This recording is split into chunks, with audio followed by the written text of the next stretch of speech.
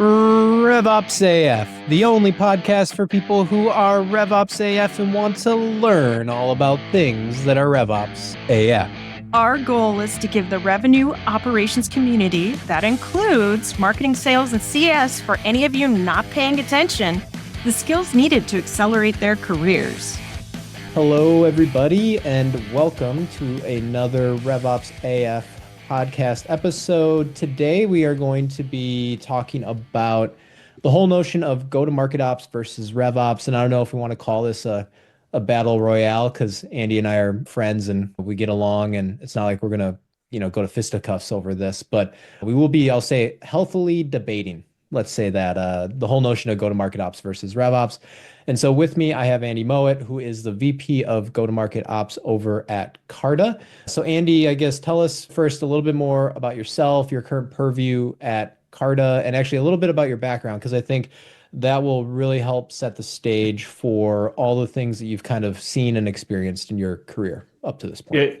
Yeah, thanks, Matt. Great to be here and look forward to the convo. I've run go-to-market / RevOps at 4 unicorns, Upwork, where I fell into it, Box, Culture Amp, and now Carta.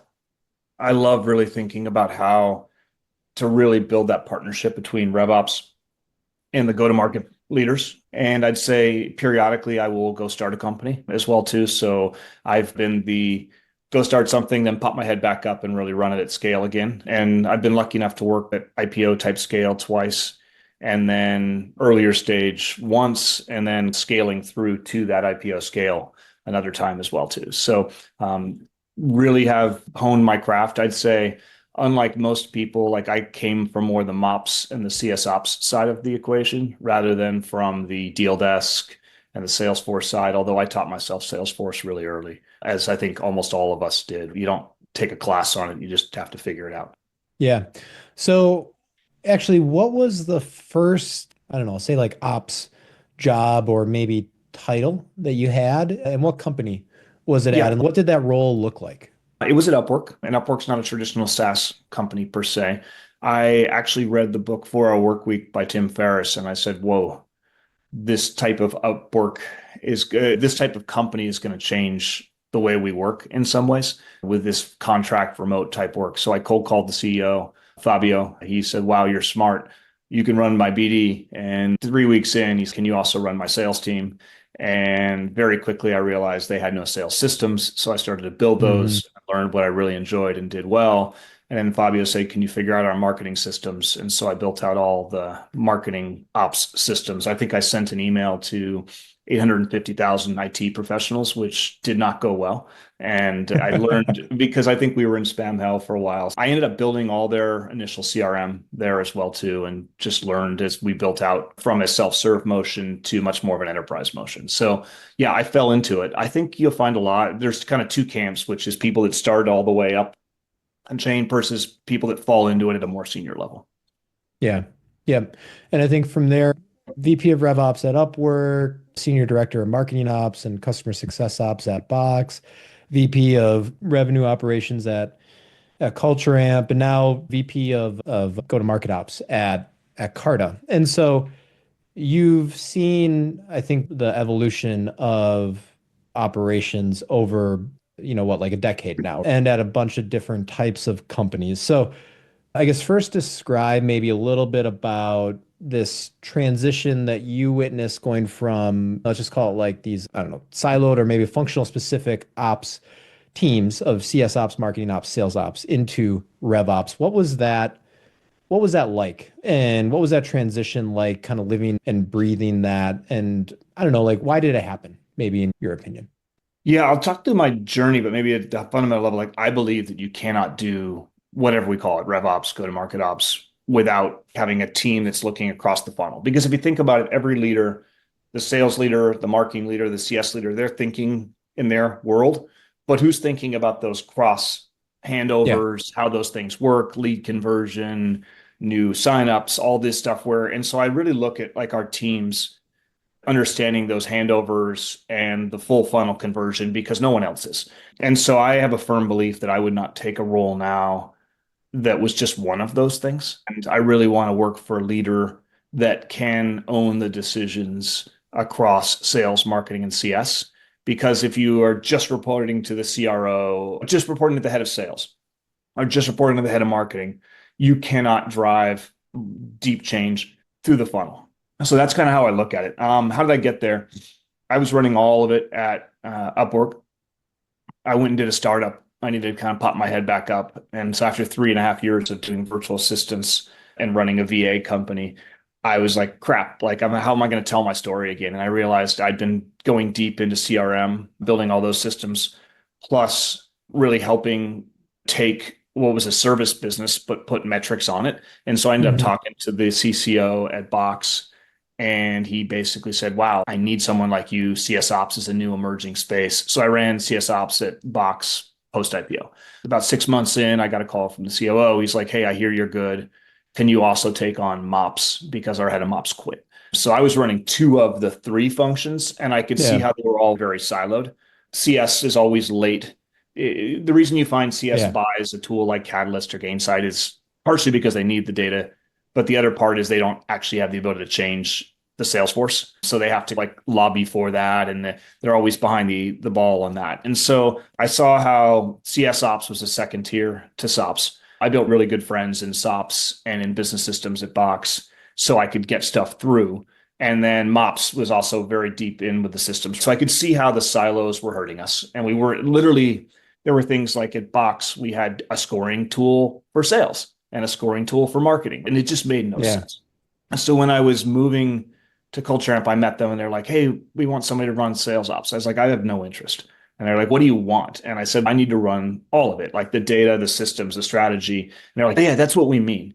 And so I got a chance to build it right from the ground up. I think I joined at 8 or 9 million. We scaled it very fast to 150 million.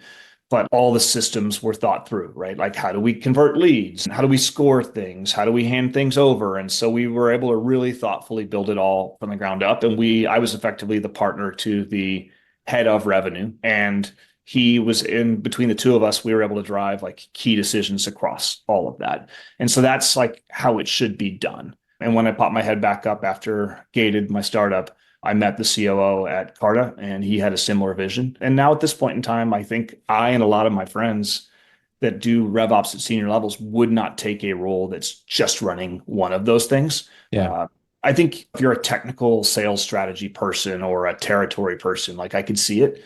But I really deeply believe that RevOps does it much better when it forces the right decisions across systems, right? Like how many times have I seen one sales buying a system but marketing not use it, or vice versa? And we can solve those problems. And so that's my vision and how I look at ops. Yeah. And that makes sense. And so let's talk a little bit about, we just mentioned how kind of RevOps has evolved from these, let's just call it like siloed or functional specific operations, like teams and departments, right? Marketing ops versus sales ops versus CS ops. Now you have unified RevOps and this has been a new, call it trend or evolution that has been happening over the last several years. Lately, there's also been, and right, you as VP of go-to-market ops, there's now been more talk on, actually, we should maybe call this, instead of RevOps, go-to-market ops. So before you and I start to debate this, because we have different opinions on it, let's talk about first, like why? Why do you think the conversation has started to move in that direction of, hey, we need a new name for this? What's driving that? I see it in a number of different spaces where people just need a sexier name. All right. Demand gen now is called growth marketing, right? Like sales ops is now sexier when you put RevOps on there. You sound more strategic. And so I think that's partially a trend. You and I it's fun because I don't know on what dimension we disagree, but we'll find out if we do even disagree. But like I see so many people that they're doing deal desk or they're doing sales strategy, they're doing territory planning. Those are SOPs people. Those aren't RevOps people, but they call themselves RevOps because it sounds better on their resume. Most people, if you're growing up in it, will just do one of those things. Very few people are actually thinking across all of them and have practiced both, right? Like have done deep Salesforce integration, territory planning, and then have also done like top of funnel marketing operations with more data, and then like post sale. Like very few people actually have that skill. And so for me, the people that do whether you call them RevOps or go to market ops, I think are people that truly have the ability to think across everything. And that's probably not many of the people that are junior. It's the senior Mhm. people that have really experienced across all and led and been able to do that. And so in my ideal world, you'd call the people that really only have experience in one of those things CS ops, Yeah. MOPS, SOPs, business systems, sales strategy, what they actually are.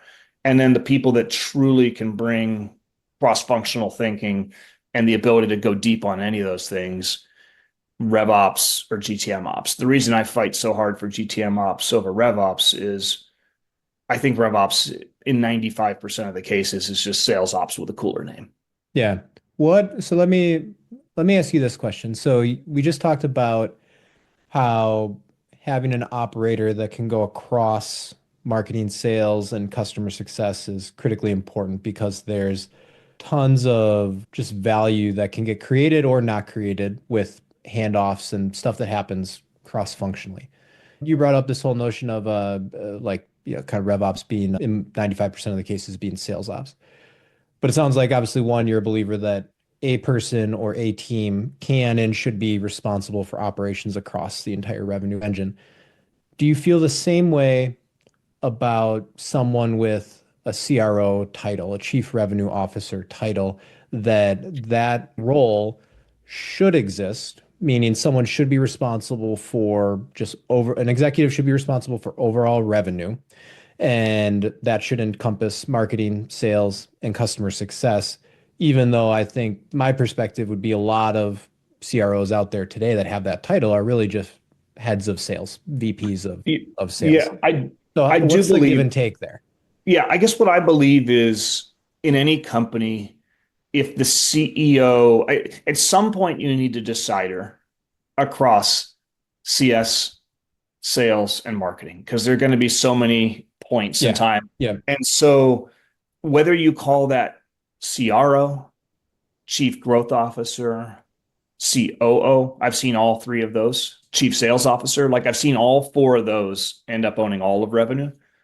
I think that's a better scenario, no matter what it's titled, than the CEO doing it. And no disrespect to any CEO, but they've got a lot of other responsibilities, right? Yeah. Like they've got investors, they've got board, they've got to be the cultural leadership of the company. May need to go deep on product, and so they're distracted, and so it's hard for them to be able to be at the level that you need to really like help drive the adherence to metrics, the systems and the processes and the decisions across that. So I'd say generally when I see a CEO as the decider across revenue, that's a challenging situation. It can work, but generally it's more of a temporary hold type of thing. And what you'll see then is people end up lobbying and it becomes like it's not a quick decision. It's got to go all the way up to an executive committee where other people are involved and stuff like Yeah. that. So for me, I deeply believe that, and I generally find that breakpoint somewhere between 20 to 40 million where of ARR, where the CEO can step out and can say, hey, great, I need to bring in a CRO. Like you're not bringing in a CRO at 5 million or 10 million. And even if you are, the CEO should absolutely Yeah. be deeply involved in that stuff. But at some point, call it around 20 to 50 million, or maybe even I've seen it happen like at 10 as well too. That's when really you need a decider across all of revenue. And I don't really care what you call it, but I think it's probably not healthy for the company and when you get to a certain size. Yeah. So, and I agree that one, having essentially a head of revenue is valuable and important, just like having head of revenue operations or a person or a team that's responsible for everything that happens end to end, because the way that you sell and retain customers and market to new prospects and customers, right? Like everything is so connected, which is very Yeah. different than the way that it used to be.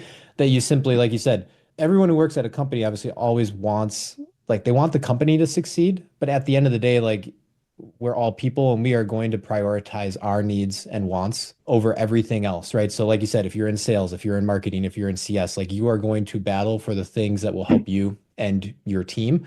Obviously, you want what's best for the company, but that's not going to be the number one priority for you. So, all right. So let me ask you this question. Maybe actually, Oh, I'll let tell me you. let me actually hit on one thing first. Yeah. One observation I found is, and it's happened to me now twice in my career, is a CRO slash head of revenue will be hired, and then RevOps is often their first hire, right? Like I need to Yeah. understand, so I need to make sure the machine is working well. So it happened at Culture Amp, right? Like the CRO joined, or chief growth officer, they called him, but he had all of revenue. And 3 months later, he hired me and we were there and we worked together for 4 and change years. And so that was one. And then the same thing at Carta, right? Like COO joined, had all of revenue, reached, like immediate opening. And Yeah. so I see whether it's company adding that function for the first time or replacing it. I think that's a key opportunity for RevOps folks. That will be when that VP of RevOps opens up typically. If you Yeah. don't have the systems and processes and everyone's tripping over each other and you don't have the data to make decisions, like you're going to struggle as a head of revenue. Yeah. I think one of the big things that I look at is like these things that we're talking about, right? These are responsibilities that exist at every company, right? The responsibility of who owns operations and things that happen end to end across the revenue engine.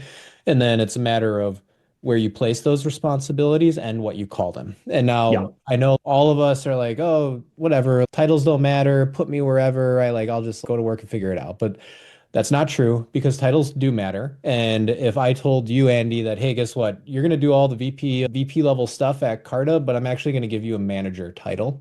That stuff wouldn't be cool. I would be pissed about that. And I know other people would be too. So titles matter. I think that's why like this transition from sales ops to rev ops, and now we're talking about rev ops to go to market ops, like matters, even though people will be like, it's just a name. Titles matter, names matter. So here's I don't know, my question, or maybe I'll tell you my thinking on this, and then I'd want to hear maybe why I'm either wrong or how I should think about this differently. But when I think of go to market specifically, I think of this, I don't know, I guess in the literal sense of you have a market, right? An addressable market. These are people that you're going after to sell to, right? These are your prospects. And so when I hear go to market, I think marketing and sales to drive new logos, new acquisitions, but has nothing to do with actual like customers or revenue. Because once you have a customer, to me, you now have a completely different motion and you're not like going to market anymore. You're like going to your base, like you're going to your customers, right? You're going to people you already have relationships with, and maybe you're trying to obviously renew them, keep them around, sell them more. But that's a very different sort of process and motion than when you actually go to market to drive new logos and new acquisitions. So for me, that's why when I think or hear of go to market ops, I think of the marketing ops and the sales ops component of that. I Huh. don't think of anything Interesting. CS ops I related. actually see them differently. Like it to me, CS ops is, and I just made this move at Carta to be able to bring CS ops closer to SOPs. But if you think about it, you've got a CSM motion, and then you've got oftentimes you'll see the account manager motion be more in the sales side. And so you got to get those two to work incredibly closely together. So I generally observe that, like, I mean, I guess if you have the people doing the deals for CS in CS, you could argue that, but then you've got all the CPQ and all the contracting in CS. So that's option one. Option two is you've got the contracting for post-sale stuff in sales, but then CS and sales have to work really closely together. So the worst is if you have different ops teams for CS ops and SOPs, that's going to be more difficult because they're literally working on the same numbers and they got to coordinate on the same accounts. With marketing and sales, you've got that typical lead handover from, it depends upon where SDRs live, but if SDRs live in marketing, then that's one thing. If SDRs, which more generally live in sales, are there, then you've got an actual handover versus a Yeah. coordination. Yeah. And I guess the other piece for me then, and again, like maybe this is just the way my brain works, but I mentioned like I think of this stuff literally, right? So like the literal definition of go to market, but then also the literal definition of revenue, which like for me, revenue, like 100% of revenue that is recognized on financial statements is driven by customers, right? $0 of revenue that's on the Carta financial statements for this period is driven from a prospect, right? Like you got to close them and you got to keep them. And so for me, that's the other aspect of like why revenue operations makes the most sense is like it's in the title, right? Like revenue is what you drive from your customers. Your customers are what you need to renew or what you need to expand or what you need to keep around. And so that inherently is the CS or like customer success side of this.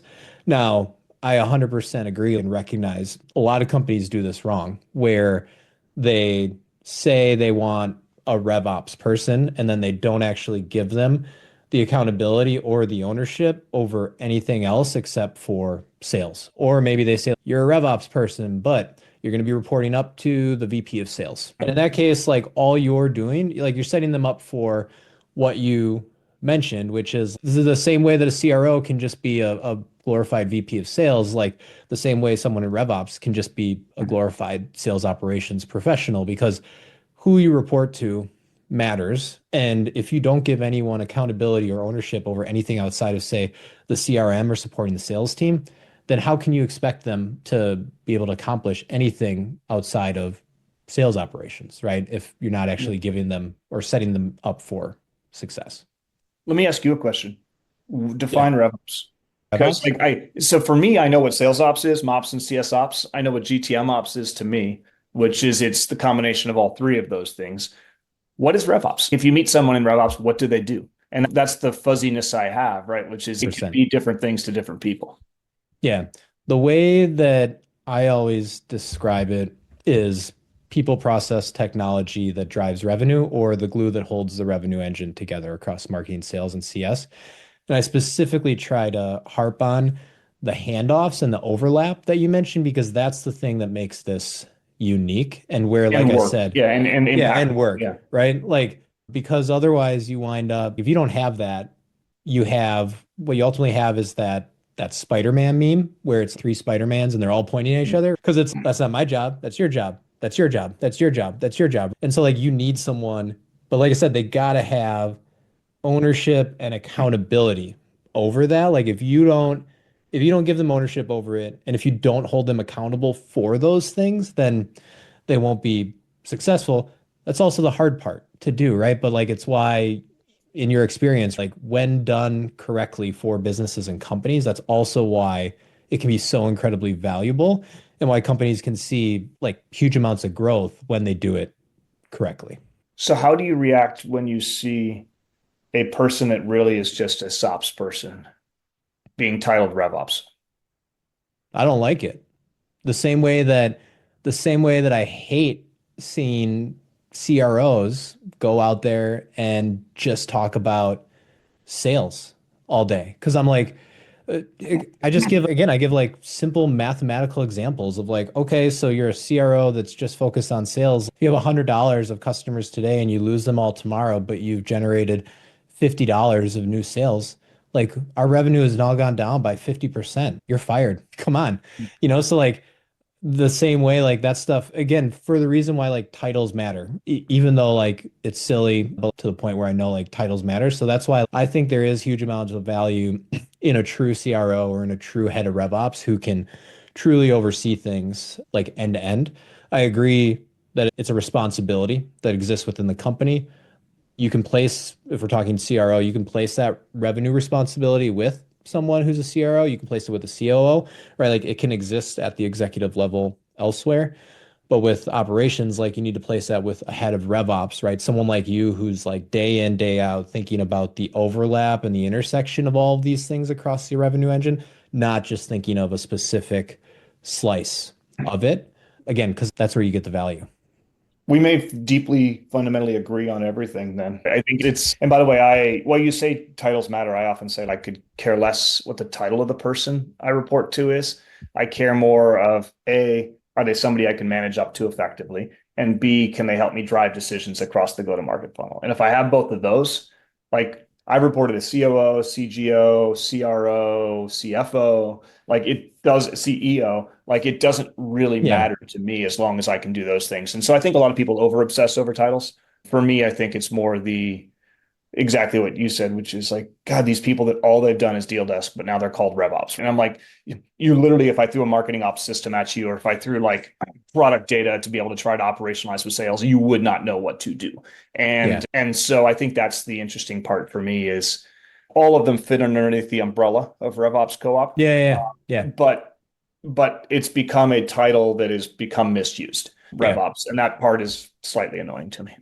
Yeah, I agree. And I agree with your point on, again, like some of these things we're talking about, like the responsibility of seeing things end to end over the revenue engine, or like you said, where you should report to. We've actually been having a lot of these executive think tank events all over the country, and we've been asking some of these questions.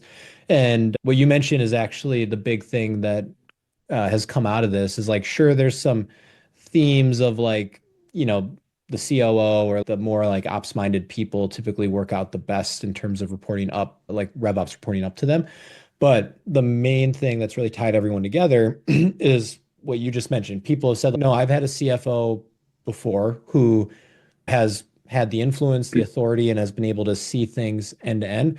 So again, like that's the most important thing. I think a lot of these things, like there are going to be exceptions, there are going to be outliers, right? Like we're trying to apply the best framework or rules to this thing, but know that you should look for those two things that you just mentioned of will they have the influence and authority to help me get things done, and do they have the right mindset, right? That's going to be the stuff that can get you the furthest within your company. Yeah, I think, I don't know, maybe I agree. What we discovered is that we agree on a lot more than we disagree on, which actually isn't that surprising given what I know. No, I knew it. I think it's more not a fake beef, but we had a lot of fun with it for sure. Yeah, of course.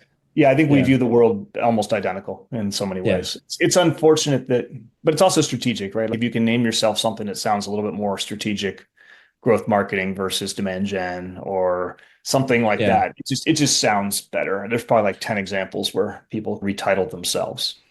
Oh yeah. And I think that's a challenge every company, I guess, out there now to just make sure, again, like that you're looking at this holistically across the revenue engine at those handoffs and the intersections, because that's where you're going to get the most amount of value and see the biggest impact from RevOps. And I have, as we kind of wrap up, I have one more question for you, Andy. It's not RevOps or go-to-market ops related. So I mentioned, well, actually, I didn't mention, but my background for anyone watching the video, we have RevopsAF, our conference that will be happening in May in New Orleans, and then we're doing a smaller version in Berlin in June as well. We're going to have about 300 to 350 people at our New Orleans event. I know you don't travel for conferences or speak at them anymore, but pretend that you've made an exception for this one. Yeah. Pretend that you're going to be on the main stage at RevopsAF in New Orleans. You got 350 people in the audience. I call your name and invite you up, and everyone starts cheering, right? They're super excited. You're entering stage left. What would be your walk-up song that you would play as you came on to the RevopsAF main stage? Ah, that's a good question. Maybe should have been a cowboy. Yeah. I like that. That's awesome. Or no, should have been a cowboy by I think Toby Keith or Cowboy in LA is another good one. So Yeah. I don't know. I just like the song. I like the words. It's not that I actually want to be a cowboy, but Andy Mowat, the RevOps cowboy. I like that. That's awesome, man. Well, thank you very much for dropping some knowledge on us today, for kind of having some debate back and forth on go-to-market ops versus RevOps. But that's all I got for you, my friend. So thank you. awesome. Thank you too. That's great. I'm pumped. Everyone should go attend RevopsAF in New Orleans. I will try to make for sure. Awesome, man. Thank you. Keep it RevOpsAF. For more great content like this, join our community at RevOpsCoop.com and check out the links provided in the show notes.